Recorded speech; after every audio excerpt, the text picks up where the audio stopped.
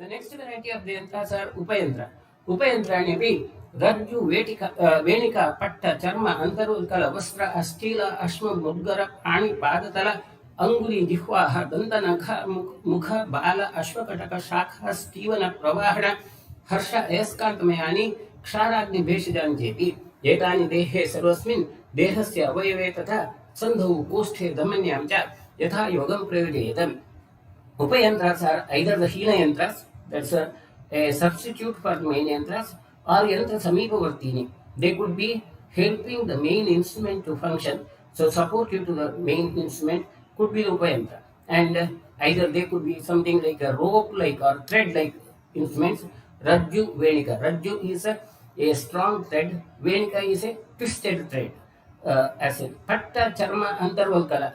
These are the bandaging instrument, rigid supports, the supports which we use now, and patta is a thick silk, charma, the leather, antarvalkala, bark of a tree. In those days, it was used for the splinting a fracture. So, different varieties of the splints which we use, they resemble the patta, charma, antarvalkala. Lata is the creepers again, which are used for tying as an alternative to rajju or the venika. Vastra, cloth as such, which is used as a material to swab as well as bandaging. Astila is a dirghotulakaraha ashma vishesha, a pounding stone, a stone which is used to hit in case of strong materials like nails which are hidden in the body or so on. Then ashma mudgara, these are also used for the same hitting. Ashma is a irregular piece of stone. Astila is a specified shaped stone. Mudgara is a hammer. So all these would be doing the same function of hammering as such. Panikala, Padatala, the hands and the foot, palm and plantar surface. Now this, how they use this, we will be discussing when we discuss about the Shalya Nirharana in the coming chapters. It's just to pull an object. Padatala, the foot also is used to facilitate the hand movement so that it can be enforcing. We will be discussing more about that issue when we go into the Shalya Nirharana later on. Anguli, the fingers, Jihva, tongue also was used as a this Upayantra as an alternative for swabbing. Not that you have to lick every patient, but in case of necessity it could be. Similarly, Danta, Nakha, the tooth and the nails also could be used to cut and hold the object. Mukha, the mouth itself used for a suction. Bala, the hairs of or horse's tail used as a probe. Ashwakataka, the seat of a horse. Now, Shakha, the branch of a tree. Now, Ashwakataka and Shakha, their uses also we will be discussing when we go into the Shalya Nirharana Vidhi. If there is in a war field, if a person is hit with an arrow and the arrow cannot be removed easily, Sushruta gives you three options. One is you pull out with the hand. If suppose as you pull out with the hand, if the body of the person also comes along with the arrow, because the arrow is firmly fixed, you support the body with the padatala, the foot, and then pull out, that will enhance it. But still if it is not possible, then tie that arrow to a seat of a horse and beat the horse, so as the horse power pulls the arrow, the arrow could be removed. Or if even this also is not possible, bend a tree, the branch of a tree, tie that arrow, then release that branch.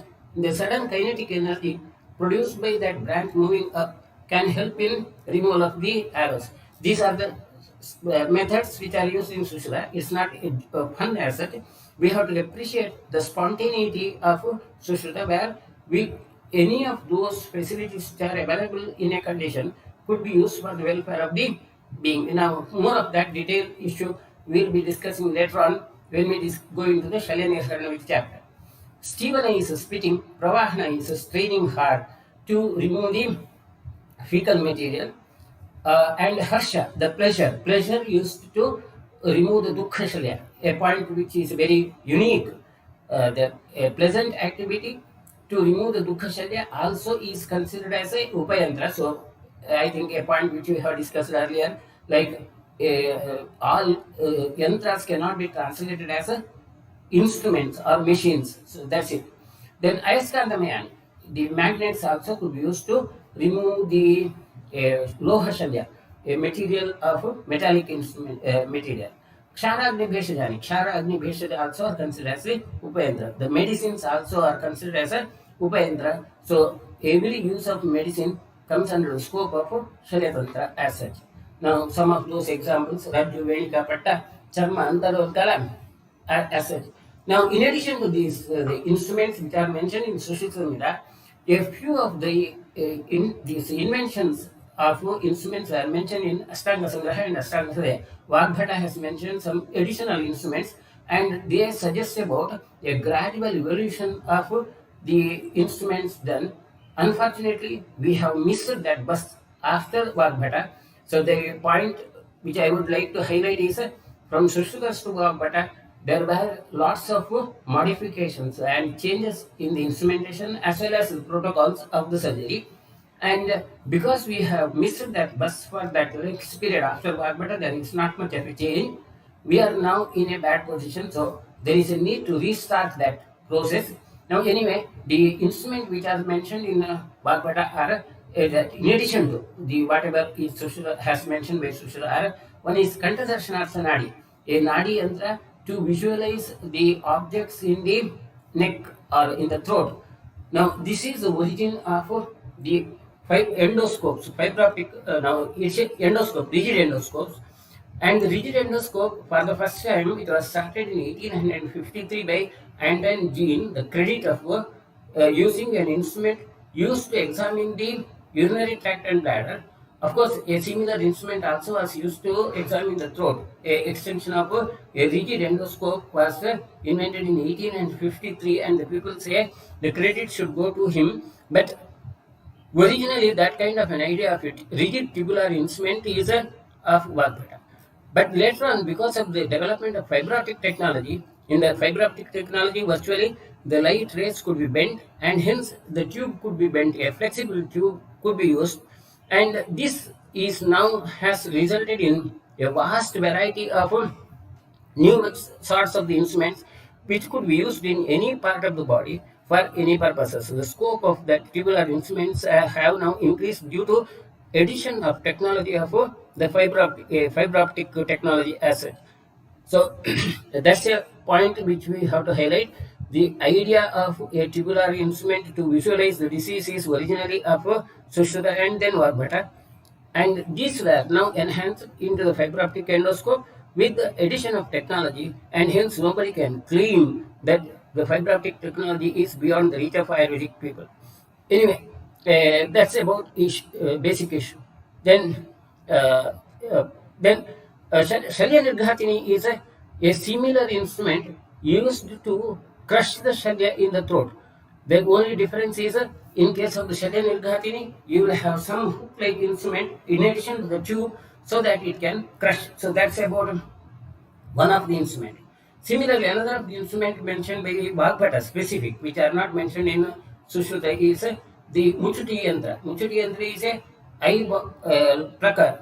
Anyah Sandamsha Shadangulaha, Ardangula Vistarvatah, Vakra Bibahu, Anguli Pranta Samagamakriti, Sukshma Shalya Akshipashma Pranadhi Samharane, Tadvacha Muchundi, Satu, Rujus Lakshna, Sukshma Danta. In the tip, you will have a fine tooth-like instrument. And Mule Ruchakanadha, it could be having a Ruchaka or a ring-like structure at the base also, or Valaya, a ring-like structure. So these kinds of the modification of the Sandamsha Yantra used for a specific purpose like eyebrow plucker or a tube holder. These are all the additional modifications of Vagbhata. Another technological modification of Vagbhata is a Yoni Pranakshana Yantra. Yoni Pranakshana Yantra is a speculum used to visualize the vagina. Speculum used by Vagbhata is having four petal-like structures. Yoni Pranadarshane Yantram Shodashangulam, Madhye Sushiram, Chaturbhittam, Chaturshalakam, Sancharinya Mudraya, Urdhvam Nibaddham, Utpala Mukula Bhaktram, Mure Shalaka Kramanat, Urdhva Vikasita. So you have four petal-like structures, and those four petal-like structures were connected with a tube. Now, we now have a vaginal speculum, Fargesi speculum, where instead of the 4 petals, there are only 2 petals, and which are having a lever mechanism where these petals can be opened. So, Bhagavatas had, the instrument had 4 petals. So, advantages and disadvantages, of course, is a different issue. So, you may not have exactly the same shape of the instrument now, but a similar instrument with a 2 petals is used as a vaginal speculum, though the more popular speculum is 𝐻𝐶 speculum. With the 𝐻𝐶 speculum, there is a need to have a constant energy to keep the instrument in position. Some assistant has to hold the instrument, whereas the Fargesi speculum, it can retain, so it can be left as such. Now that's about one more of the instrument. Similarly, Bhagavata has also added the used Nadivrana Prakshalana Yantra, a specific instrument for cleaning the Nadivrana, and that's a modification of the Dakodara Yantra used as such. That's about what Bhagavata has mentioned. In addition to this, another of the instrument used by Bhagavata is a Anguli Tranaka Yantra. Anguli Tranaka Yantra is a Shalaka Yantra which is used to cover the tip of the finger so that the finger would not be injured during the surgery. Now, in the present day situation, the needle protector or needle tip protector is often used by the tailors when during their profession. Of course, surgery, we use often a needle penetrating or needle rigid gloves or a needle protecting gloves. Thick gloves are often used. Most of the times it may not be in surgery, but in the post-mortem these are used. In the regular surgery, these kind of gloves are rarely used because it's difficult to sterilize them. But that kind of a instrument where a Sushruta had used a metallic cap to the finger so that the chances of injury to the fingers could be prevented. That's another of the instruments. That's about the some of the instruments mentioned in Bhagavata in addition to what Sushruta has said. Now, the next part is about the yantra karma. Functions of the yantra, according to Sushruta, they are of 24 varieties. Chaturvimshatihi is again repetition of what we have discussed as such. Nirghatana, Purana, Bandhana, Vyuhana, Vartana, Chalana, Vivartana, Vivarana, Pidana, Marga Vishodhana, Vikarshana, Aharana, Anchana, Unnamana, Vinamana, Bhanjana, Unmatana, Achushana, Yeshana, Dharana, Rujukarana, Prakshalana, Pradhamana, Pramarjana, and Chaturvimshatihi. Nirghatana is heating, Purana is fitting into a cavity, Bandhana is bandaging, Vyuhana, Vranosya, Sibutigaram, retraction, Vartana is rotation, and Vivartana is rotation in both the directions.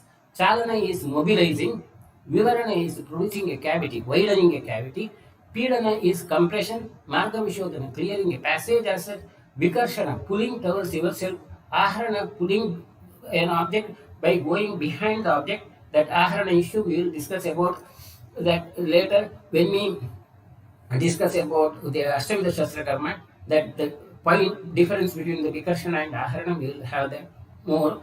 Anchana is pulling with the force or with the support. Unnamana, bending upwards. Vinamana, bending downwards. These are the issues in case of the fracture management. To reduce the fracture, we may have to have these kinds of movement. Bhanjana, splitting. Unmathana is curdling. Atushana is suction. Yeshana, probing. Dharana, splitting into 2 pieces. Rujukarana, straightening or keeping the object straight with a splint. Prakshalana, washing. Pradhamana is blowing. Pramadhyana is swabbing. These are the yantra karmas mentioned.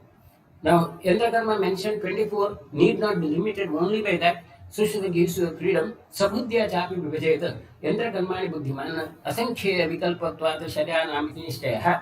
Yantra karma could be modified because of multiple varieties, innumerable varieties of the clinical opportunities, and hence any surgeon is free to modify them.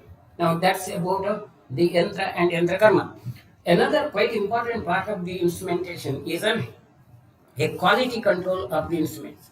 Sushruta has mentioned about the possible defects in the instruments, and those are Atishthulam, Asaram, Atidirgham, Atihraswam, Agrahi, Vishamagrahi, Vakram, Shichilam, Atyunatam, Mrudukilam, Mrudumukham, Mrudupashamiti, Dvadasha Yantradoshaha. 12 of the Yantradoshas are mentioned. There again, Atisthula is size being bigger. This is a relative defect. One instrument which is bigger for one surgery may be an optimum for another surgery. So depending upon the a situation, a size could be of different. So atidirgha, asara, atidirgha, atihrsva. These are a relative defects. It's about the dimensions.